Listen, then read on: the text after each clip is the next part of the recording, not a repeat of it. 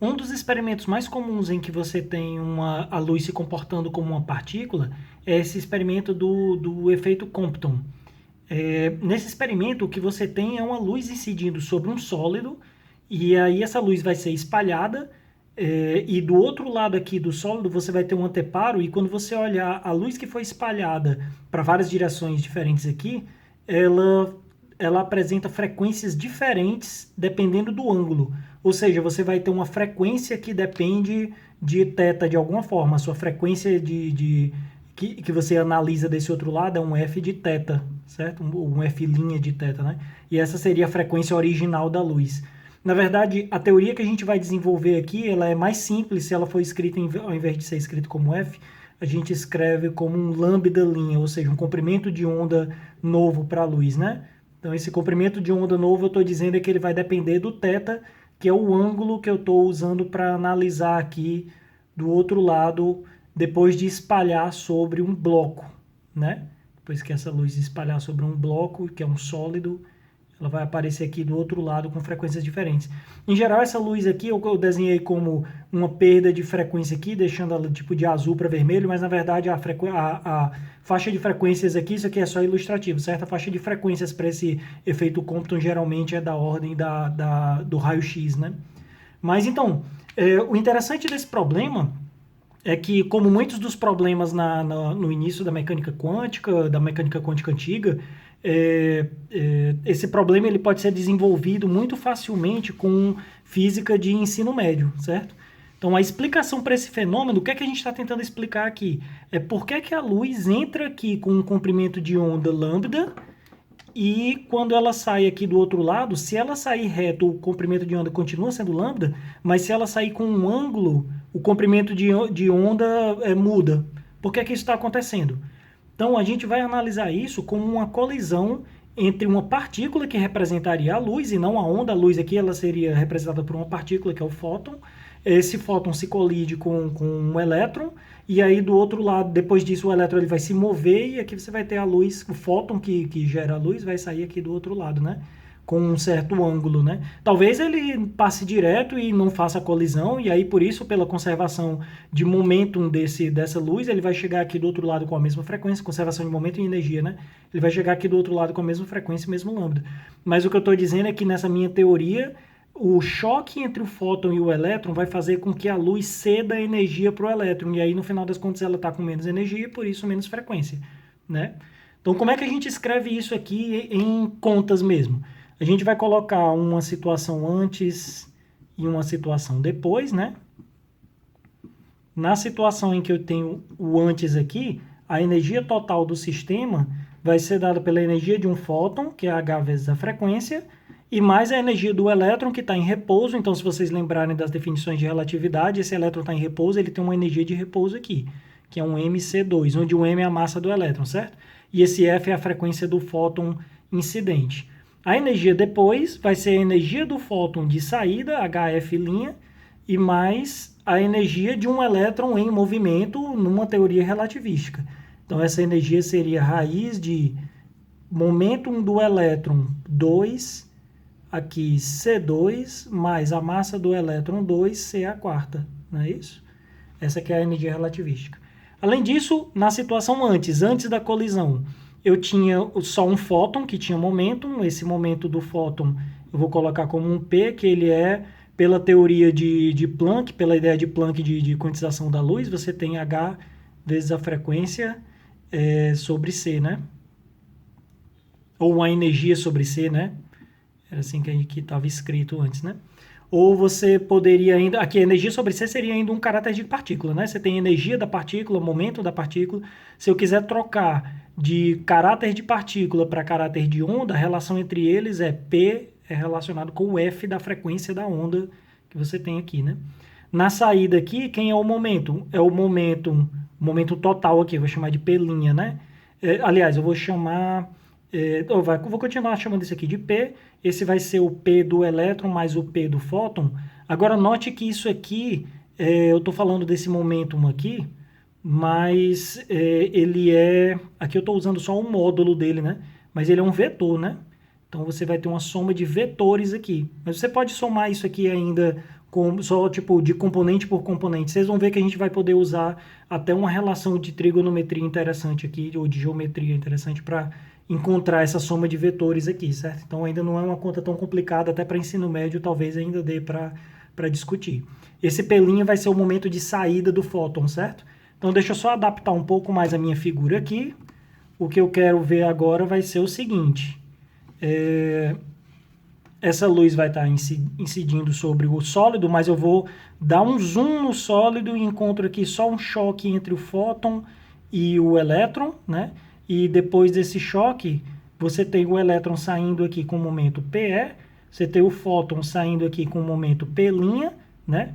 E a saída do fóton aqui tem um ângulo θ, e esse é o ângulo que eu vou analisar para esse meu fóton aqui no anteparo, né? Então, o que é que vai acontecer aqui? Primeiro, eu vou precisar fazer relações de conservação de energia e relações de conservação de momentum, né? Vamos fazer primeiro aqui uma relação que para poder encontrar quem é PE2, certo? Porque F e F' já são as coisas que eu quero encontrar, né? Tipo, eu quero saber qual é a diferença entre a frequência inicial e a frequência final. Como eu disse, no final eu vou ter que trocar para lambda para ficar mais fácil, mas o que eu estou buscando, que é a frequência ou o lambda, já está aqui na minha equação, então eu não preciso mexer mais nele. Agora, P2, isso aqui é uma variável que não está dentro da minha equação ainda, então eu vou tentar escrever ela em termos das coisas que eu conheço, né? Por exemplo, se eu escrever P2 em termos de P' e P, eu posso associar P' com HF' sobre C, né? Eu sempre posso fazer uma coisa assim, né? Esse P' aqui sempre vai ter que ser um HF' sobre C, que é uma coisa que eu quero, que é o F', né? E esse P que está aqui já era o HF sobre C, né? Então, se eu puder trocar esse PE por termos desse jeito, de P e P' seria melhor, né? Como é que eu faço isso? Eu posso lembrar que esse PE que está aqui, eu posso transladar esse vetor para cá, não é isso? Então, e aqui eu vou ter um PE. E pela conservação de momento, né? Quando eu fizer P' mais PE, eu tenho que ter o mesmo P que eu tinha antes. Então, esse vetor que está aqui, ele tem que ser obrigatoriamente o próprio P. Então, P tem que ser P' mais PE. Mas isso é justamente a equação que eu tenho aqui. Mas, ao mesmo tempo, esse ângulo θ que eu estou colocando aqui me obriga a que esse triângulo seja tal que esse lado que está bem aqui seja PE ao quadrado, não é isso? Isso vai ter que ser P' ao quadrado mais P ao quadrado, esse lado com esse, menos 2 vezes P' cosseno de θ. Aí olha só, agora está começando a aparecer o que eu estou procurando, né? Então eu tenho aqui P' que eu posso trocar por HF' sobre C, né? Então já vamos logo fazer essa relação aqui. Agora que eu já fiz o triângulo, eu vou apagar a figura para me dar mais espaço aqui. Mas tudo que eu queria era mostrar com essa figura, mostrar esse triângulo para a gente conseguir resolver a equação desse jeito. Então esse P2 que está aqui, eu já vou poder trocar por uma coisa assim. Então mais na frente eu vou escrever PE2 como sendo H ao quadrado, frequência linha ao quadrado sobre C ao quadrado, H ao quadrado, C ao quadrado, frequência ao quadrado, menos 2, H ao quadrado sobre C ao quadrado, frequência linha, cosseno de θ. E aí guardem essa expressão, porque já ela vai ser útil, certo? Agora, qual uma outra expressão que vai ser útil aqui? Vai ser a expressão da conservação de energia, né? Então, o que eu tenho aqui H vezes a frequência mais MC2 precisa ser igual a esse termo que está aqui desse outro lado, H frequência linha mais raiz de PE2, C2 mais M2, C a quarta. É isso? Vou continuar essa conta aqui embaixo, certo? Então, ó, eu vou isolar aqui HF menos F', é isso? Aqui mais MC2, né? Isso tem que ser igual a essa raiz que está desse lado direito. PE2, C2 mais M2, C a quarta. E agora eu vou colocar os dois termos ao quadrado. Quando eu fizer isso, eu tenho quadrado do primeiro, H ao quadrado F menos F' quadrado, é isso? Mais 2 vezes o primeiro pelo segundo, HMC2, F menos F', mais o segundo ao quadrado, M2C4, né?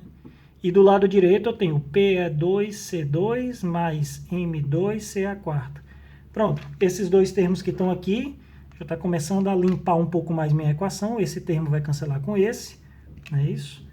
E agora eu vou trocar, vou fazer finalmente essa substituição aqui, e você vai ver que muitos termos que aparecem aqui vão acabar se cancelando com os que estão nesse termo. Então eu vou fazer essa substituição aqui em cima, certo? Então agora o que eu tenho vamos até abrir logo esse H2 aqui, né?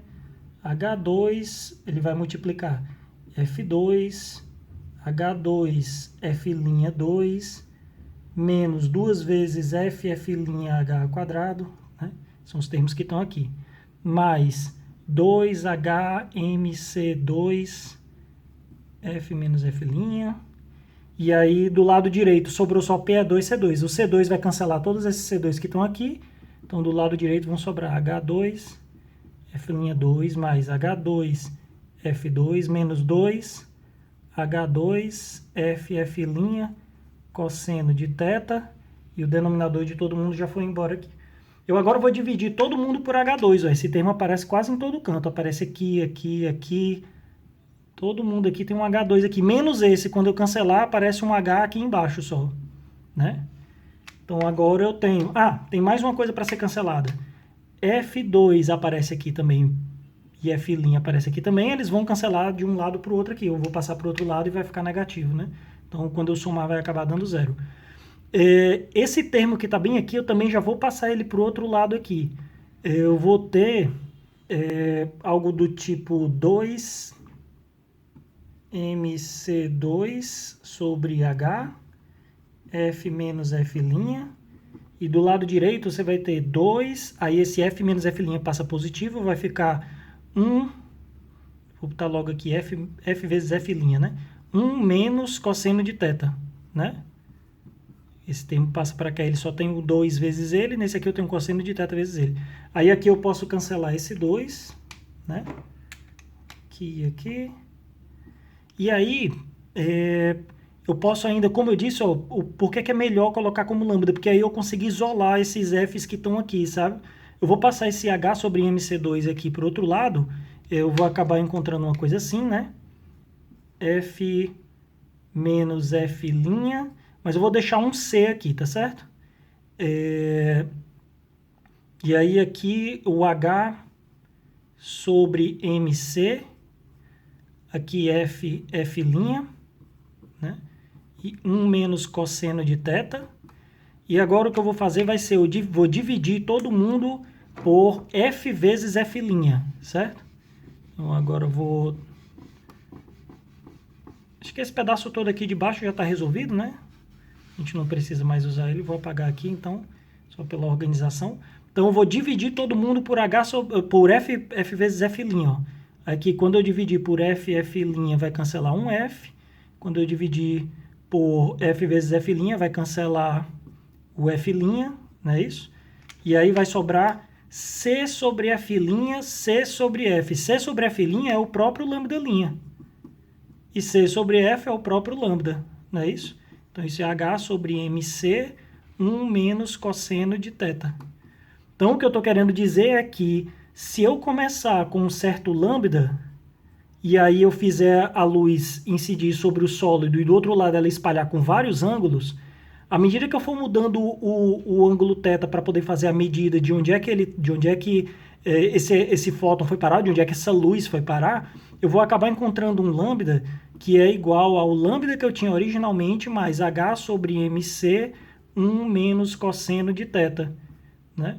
Então, se o θ for zero, ou seja, se eu colocar uma luz que simplesmente atravessou completamente o sólido sem fazer nenhum choque relevante lá, aqui vai ser cosseno de zero, vai ser 1, isso aqui vai ser zero, o lambda' vai ser o próprio lambda. Mas se o θ for aumentando, eu vou corrigindo esse meu lambda por um termo que depende de H sobre MC, e o H é a constante de Planck, e isso está na origem de por que eu posso dizer que a luz tem esse comportamento de partícula. De onde é que vem esse H de Planck? Ele é justamente aquilo que deu a origem à ideia de que a luz, que antes era vista como uma onda, agora ela pode ser vista como uma partícula de energia h vezes a frequência e de momentum hf sobre c, não é isso? Então pronto, esse é o efeito Compton, ele é um efeito em que você consegue ver a natureza corpuscular da luz, porque a explicação para ele mais plausível é a explicação que envolve choques entre partículas, e é um choque que parece um choque clássico mesmo que a gente vê no choque entre partículas no colégio, né, no ensino médio. Então esse é um exemplo bom talvez para ensinar sobre dualidade onda-partícula na escola. E é isso.